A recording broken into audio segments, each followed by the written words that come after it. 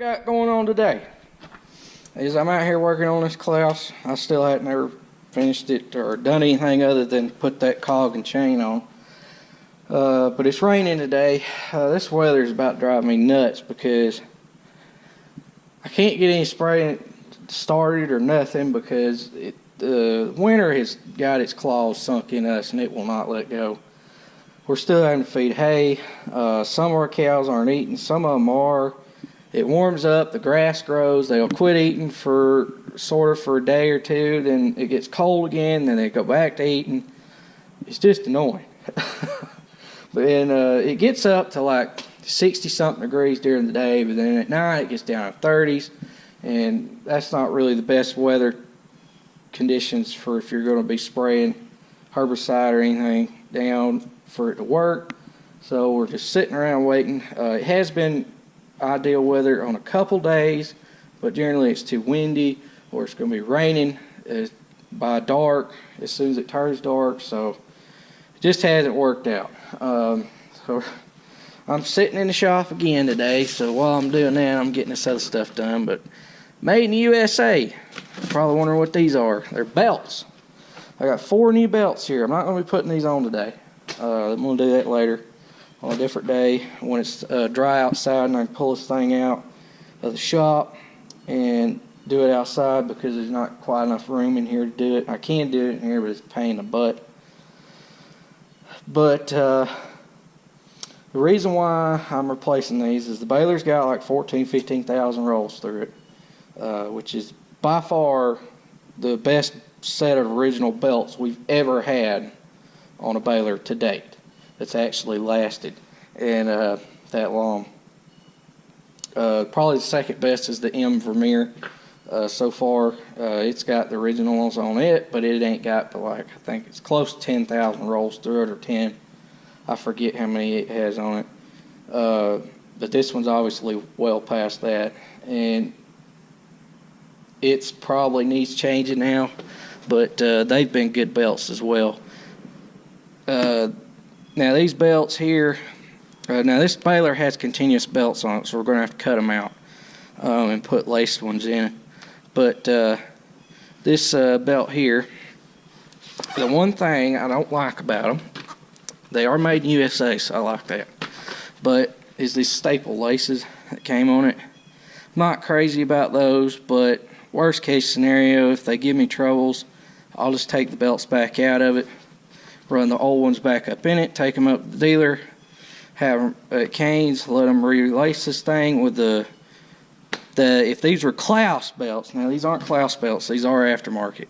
If they were Claas belts, they would have the same style lacing like the Vermeer has, with the pin that runs through, and they're pop rivet style laces that goes in here. I think they're called alligator laces is what Vermeer calls them, the same thing. And they run all across here and you put a heavy pin through. These actually take that wire that runs through them. I'm not crazy about these, but that's what come on them. And these were a lot cheaper than having to buy them from Claas. So that's why we went that route. The thickness on them is the same thickness as the original belts. They look basically like the originals. One side's rough, other side's smooth on this particular Baler. I think one certain year models they only had smooth on both sides on these, but mine has rough on one side and smooth on the other.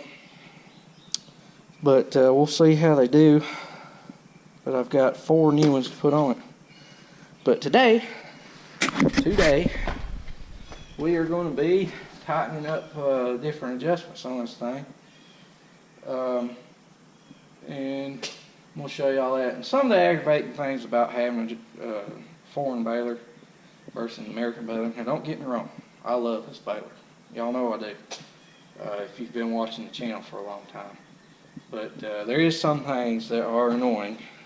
I know now it's changed, but when I first got this thing, this Baler was pretty new to the market here, and the manual, everything, I've said this before, but everything is in metrics, millimeters, whatever. I've had people tell me, oh, you can convert it this way, you can do this, you can do that. Well, yeah, I can, that's what I do. but it's aggravating. I want it in standard. Tell me 1/2 inch, 3/4 inch length, whatever, for these adjustments on these springs and everything that you have to adjust on these things. And our Vermeer is the same way. And if you don't do it, they will be problematic throughout the entire hay season. If you don't do it at the beginning and in the middle, I generally do this on both balers. They will be a little bit problematic, and you'll have to do adjustments here and there, and you'll get out in the field and there'll be a little something wrong. So that's one thing I've always stressed. Just go through your manual, look at the adjustments that the balers have. They all have this. I don't care what brand it is. Every one of them that we've ever had, different brands, will have a section in the owner's manual. It'll tell you certain lengths like that between X and there is supposed to be so tight for that, and you have to tighten them up and make sure the springs are the right length. And over time, these parts and pieces wear. And also, that's a good way to find something before it breaks down. Because if you can't tighten it enough to get it right, there's something wrong. So we're going to be doing that and getting this thing back together. Alright, so I've been getting a lot of questions about this Claas equipment. I kind of, at a point last year, I talked a lot about it because I really like their stuff. I really love it, but I kind of decided I'm just not going to say nothing more about it, and I'm just going to let the equipment speak for itself. And I made countless videos, one after another, again and again. Did the same thing with that 46 Hemp tractor we had. And I just went to work with them every day, and I worked them. After probably halfway through last year when I was new to YouTube, and I said, I'm going to work these things, I'm going to show what they'll do. And I'm not going to say nothing else about them. But I've had a lot of people lately asking me questions about these, and I feel like I need to say something about it. I'm not here to offend anybody. I don't want to ruffle anybody's feathers. If you like your equipment and you have a good dealer, that is the biggest thing. If you have a good dealer, stay with that brand. If you can get parts easy and you have a dealer that you really like, that's the utmost important thing. But as far as the equipment goes, I've run multiple different brands of balers over the years. We've had them on this farm. We haven't really ever had a terrible baler. But out of all of them, we'll all tell you that this one has been our favorite. It may blow up tomorrow. Now, since I've started YouTube, I've done more work to this baler than I ever have up to this point. This baler's got 14,000, 15,000 rolls through it. Our mowers, up until now, have never done anything to them, if you're wondering about the hay mowers. I would put those right up there with the best. I mean, they cut great, everything about them. Now, they may fly all to pieces this year, I don't know. We've had the conditioner now be 3 years. The regular disc 4i, I can't even remember how long we've had it, but it's been a while, and we've gotten quite a bit of use out of it. By now, the other ones would have done quite a bit too. I'll say that, as far as the hubs being replaced and whatnot, and we haven't done anything to that one yet. And I just this baler, I'll tell you right now everything that's been done in this baler. When we got this baler, this drum back here in the tailgate had a flaw in it. This shaft that run through it's about that big around, and it's a hollow, big round drum, the belt's right on. It got cracked in there. There's plates of steel through that thing. And in the middle it was cracked, and it was flexing a little bit right after we got it, and these bearings went out.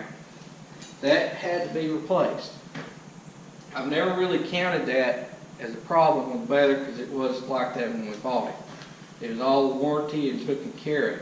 Since we put the new one in there, never had an issue with any of that. Another thing is this had a drip when we bought it.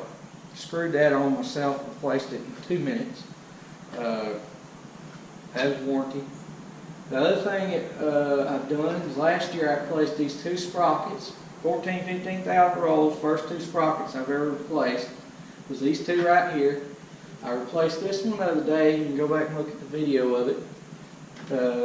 These are 80 chains. First time I ever replaced a chain on it was here the other day. I put this 80 length chain on it. There's another 80 length chain in behind this door. I took half a length out of it last year. It has worked. It had no wear at all on sprockets or anything in here, and it's been great. That sprocket got wore out. I should have replaced this chain probably 2,000 rolls ago, but I was trying to get by best I could, as cheap as we could at that time, and I just let it go. Trying to think. Oh, the roller up there, I went ahead and replaced last year. I may could be still running that roller, to be quite honest. I felt a little bit of imperfection in that bearing, which was probably my fault because I had washed the Baler that one winter, and planned on using it again in a small field, but we never wound up, never baled it. The winter before last year, and I felt a little bit of imperfection in it, and it made and I didn't like it. It's probably water got in it and rusted. I never do that though. I never washed a piece of equipment before I put it up, but it just kind of got hung that way, and I felt like I needed to replace it. It may have been fine. I have no clue what it would have done, but I did not want to take a chance on being broke down in the middle of summer and having to put that in there, but I had to put that in. And this bearing down here at about 7,000 rolls went out, maybe an 8 went out, and I replaced it. So really the only two bearings that went out due to wear was this one and that one and that roller up there, I think, which could questionably be because of what happened to me and my fault. Now that one back there, I really don't count it, but it did happen. And that's it. 14,000 rolls, and that's it. That's the best we've ever had. The other ones we've had, we've put countless bearings in, placed countless sprockets, then I don't know how much, put several sets of belts in it. The M Vermeer is actually the first, besides this one, that has made it this far without needing belts. Now it does have 4,000 less rolls on it than this, 4,000 or 5,000 less rolls on it than this one. It actually probably could use a set of belts, but we're planning on trading it. But they're working fine. But I mean, I don't know. That's everything that's been wrong with it. That's what I can tell you. We have got some of the roughest ground we run on. A lot of people would never even run a hay baler across some of the ground we've got. But we don't have a choice because where we live here in North Georgia, that's all the land we have available to us around us. Bottom land is very scarce, and if it and everybody's got it leased up, and if you can get one, you're very lucky. The rest of it's just rough hills, ditches, crap that most people would never run a piece of machinery across. But that's everybody's in that boat here. That's just what we deal with, and our hay is extremely heavy. A lot of people use poultry litter and different things that, and our hay is just very heavy. That's one reason why we only use a 4-wheel rake. Other reason is the roughness of the ground and having run up or between terraces and stuff. And baling, if you run a 5, it's questionable. On our older balers, it's questionable. The windrows are so big that they'd have trouble eating them at times. This one never had a problem with that. But when we trade, whatever it is, I've been talking about it a lot, but we've decided to wait a little while because we needed to do some other things. But when we do, it's probably going to be for Claas 460. And the reason behind that is I've yet to see another baler on the market that can absolutely kick this one's tail. I've seen balers that can run with it. I've seen balers that are not as good as it. I've done a lot of research over the past year on this. I went to the Sunbelt Ag Expo a couple of years ago, seen balers there then that and watched them. Talked to people that's got all this stuff. I've looked I've done it all kind of across YouTube, here. I mean, I've just done bookkeeping research. I've yet to find anything as a whole package that can absolutely kick this baler's tail. For the price that I can buy this baler at compared to some of the other balers on the market that are close or as good as this one, it just doesn't make any sense for me. Now, every area is different, every pricing is different from the dealers, but it has been a good one. And I cannot complain at all about this machine. If it just falls apart tomorrow, it has still been better than anything we've ever had. And we've had multiple different brands. And I've run, from somebody my age, I've run several different branded balers over the years. Most anybody generally gets out of a baler here locally that I've ever heard of before they trade them, because generally if you go past that, you're going to put some serious money in them. Replacing stuff is about $15,000. Generally people let them go, and some people that doesn't do as much hay will buy them at that point, run them and do a little bit with them, and not really work them like some people in the area do. But that's about it. The most I've ever heard of is 20, and I think that this baler's not going to have any issue getting there and probably going beyond it from what I've seen. Now, I don't know yet. I'm not there, but we'll see in the future. This baler's probably, as far as right now, we have no intentions of letting this baler leave this farm. When we do trade, the Vermeer is older. It will be leaving. This one will be the secondary baler, and then the next one will be the primary. But you never know what the future might hold. We might decide to just trade both in on one, depending on what the money's like. I don't know. We'll see. But as of right now, we have no intentions at all. But that's the whole thing behind it. Last time I went to the expo at Moultrie, Georgia, a couple years ago, me and my dad went down there. They had the 504 Pro Premier there, and all the other balers. The McHale was yet to be here. They were just coming in the country when we went, or in our area. And this one, handily, from that day, was obviously probably one of the best. I'll say that. It was one of the best. A lot of the reps that was there for the other companies got pretty tore up about it. Because there's a lot of people went walking over to look at this baler. And I had people was asking me if I had one. At that time I was not on YouTube. Nobody knew who I was. And I talked to several people about it. And my honest opinion, I've yet to see a baler for money, everything that is better. There's some that is good, but generally they cost a little more. My favorite things about this baler is the pickup mouth will eat hay like no other. The chamber is never given an issue on forming a bale. You don't have to walk this baler. You don't have to do none of that. You just run right over the row hay and don't worry about that crap.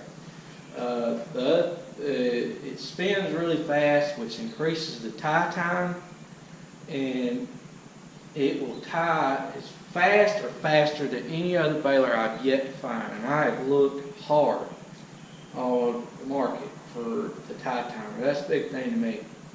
And the ejection time on this one, there's some that can eject a little faster or just as fast. The new ones that they came out with have sped that up even more, and this thing is fast at throwing hay out. You can go back and look at my old videos. A lot of y'all seen them. It will just shock you how fast you can close it and open it. But they've made it even faster. The rotor on this thing to suck the hay in is second to none, if you ask me. A lot of them are as good, but as far as the rotor, I know some balers have been having problems with this assembly on different brands breaking off on the main drive shaft. Hadn't had any issues with that. Gearboxes, nothing. It's just been good. And my favorite things about it is the tie time and the way it eats hay. and throws the bale out. It's quick. I love that about it. It is heavy. My least favorite thing about the baler, probably after I crossed 9,000 rolls, the net system on this thing had a canvas feed. Y'all can go back and look for it. I put a new kit from the new 460 on this thing and fixed all that, but it had a canvas that was stretched out, needed replacing. When it was tight, never had an issue with it. Once it stretched out, it was a little problematic. The net was a little bit difficult to get started on the first 2 bales with it. Now that I've put that kit on, basically all that's gone. The net feed system though, as far as the load in the box, I love that. There's not a whole lot I don't like about it, but I like the swivel wheels that carry the pickup mount. If I put this thing in float, it's not hung, the wheels carry it. That's the way I run it. I leave these chains loose enough where it'll give a little bit, like that, and they'll dip a little bit, but not go too far down, and the wheels carry it. It floats across the ground perfectly, it flexes up and down. That's one thing that's never given any trouble, is pickup mount, other than this one bearing mount on the main drive rotor shaft that's right there that the whole mouth pickups on, pivots on. But it's been great. The kick-out bar, it's not hydraulic, it doesn't slow you down, but it gives you the performance of a hydraulic kicker, and I've never had issue with the Baler tailgate not being on the close. This thing just swings the hay out just enough, fast enough to get it past it every time, even uphill, and to where you can close it, but you don't need a kicker, and it won't throw it off too far on our hill ground where it'll roll off into a creek or woodline or ditch or anything like that. Is another plus about it. It's been a good weather. I don't, other than the improvements that they changed on the net that's on the new models, that this one now has, because I put it on it. They made an accessory kit to where I could put it on it. I don't know of anything I would change. If I could buy this baler again with that new kit on it, I'd buy it, hands down. That's basically what we're going to do. But it's been good. It really has. And I don't know. I've run a lot of balers, and like I said, I have not seen anything yet that can beat it. I've seen some stuff that's as good, but nothing that can beat it for the dollar value and everything, and the performance of it and the durability. It's been second to none for us as far as all the other brands we've ever owned. I don't know what I'll go ahead and say what a McHale will do or a Lely, because I haven't had them for as far as durability. But one advantage I have seen that this baler does have over those is it ties a little faster. But as far as everything else, I'd put it equal. I don't know though about the durability. They may have run all this time and never had to do anything, but no more than I've ever had to do to it. It's been a good one. So hope that helps somebody. If you want one, try one. If you got a dealer in your area, if you're got a good dealer and they want to carry them, I wouldn't shy away from them. Try it, see what you think. But we actually bought this baler to be a backup to the Vermeer, and it done so well that it was not even a question. The other one got parked, this one went running.